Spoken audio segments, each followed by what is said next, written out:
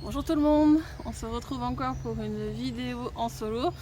Les vidéos avec Anne vont reprendre, ne vous inquiétez pas, c'est juste qu'on a du mal à trouver du temps en commun pour faire les tournages. Donc cette semaine, j'avais envie de vous parler d'un thème qu'on me parle très souvent.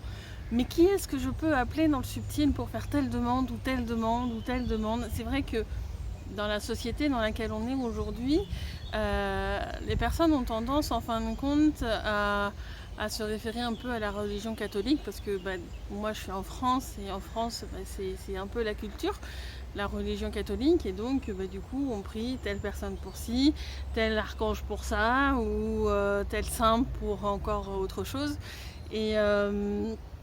Et du coup, moi, c'est pas dans ma méthode de faire, parce que dans ma compréhension que j'ai aujourd'hui, chaque personne, qu'il soit dans la matière ou dans le subtil, va avoir un chemin d'incarnation, parce qu'on peut être amené à être incarné ailleurs qu'en troisième densité sur d'autres plans.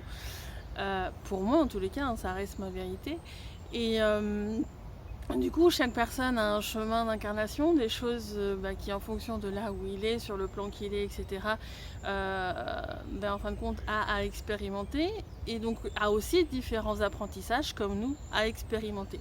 Donc il y a des plans qui sont favorables pour faire des soins, il y a des plans qui sont favorables pour certains types de construction dans le subtil, qui vont avoir un certain type d'impact dans la matière. Et en fait, mais c'est assez compliqué de dire il faut demander à un tel ou à un tel, parce que le chemin de chaque personne est amené à évoluer.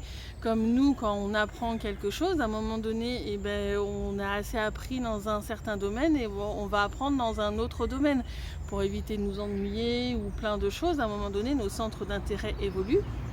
Et c'est par l'évolution de ces centres d'intérêt qu'en fin de compte, on va expérimenter d'autres choses. Mais ça peut être parce que le centre d'intérêt se complexifie et que c'est une partie spécifique. J'ai envie de dire, comme dans nos études, quand on commence, je sais pas moi, la biologie, où certains vont peut-être se mettre sur les cellules, d'autres sur les nerfs, d'autres... voilà, il y a des spécialisations qui vont se faire petit à petit.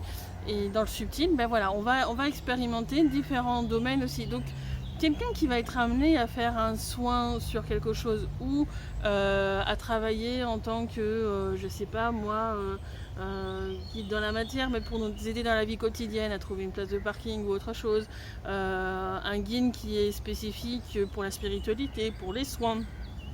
Tout ça, ils peuvent être guides à un moment donné, ils peuvent nous aider à un moment donné, parce que c'est plutôt l'être lui-même qui va faire le soin ou autre chose, mais en même temps, c'est pas quelque chose qui va être constant dans leur vie, et ils peuvent changer de spécialité à un moment donné, et du coup, ce sera plus cette même personne qu'il faut appeler.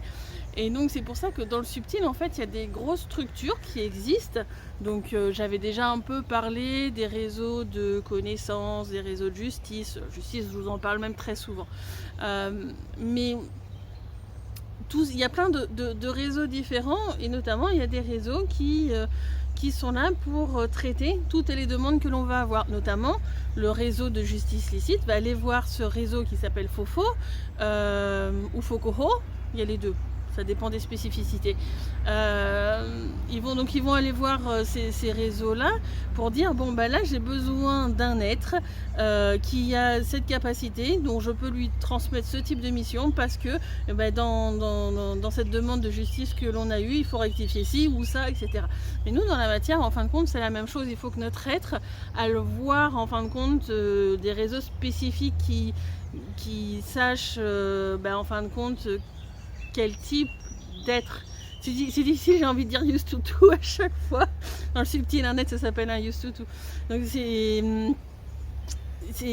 donc il faut aller voir ces réseaux-là pour qu'ils disent c'est ces êtres-là qu'il faut voir, et puis là il y a celui-là, il est libre pour l'instant, si tu veux tu peux demander à celui-là.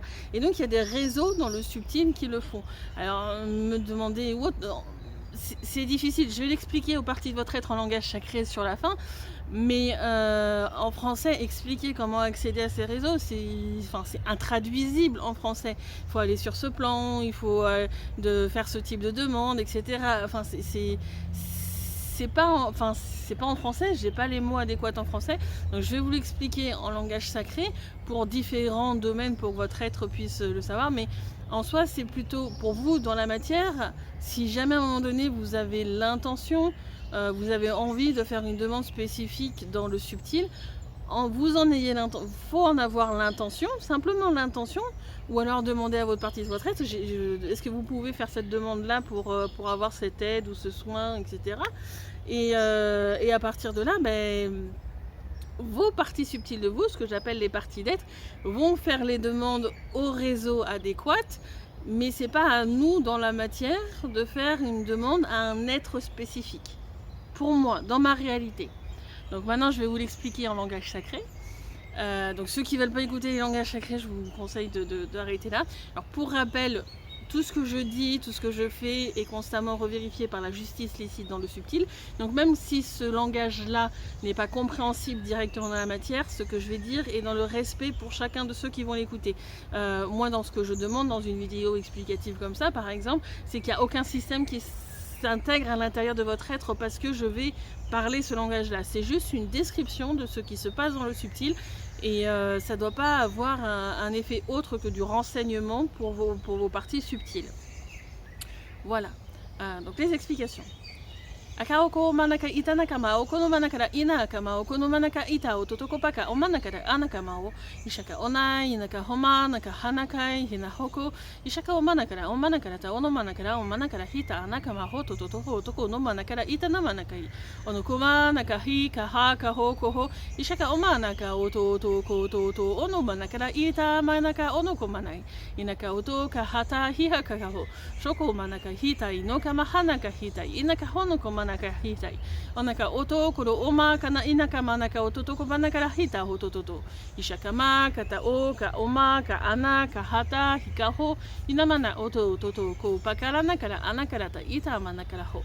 Inaka mai takara o manakara ita manakara ono manakara ita maka oto toko watakahi.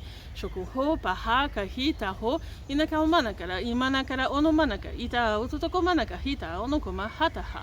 Ishaka ono kara hata inaka hamanaka ha onoko maka hata hoho inaka omonokoto onokoto to otototo oshoko hoho inaka omaka hinaka ho toko manai.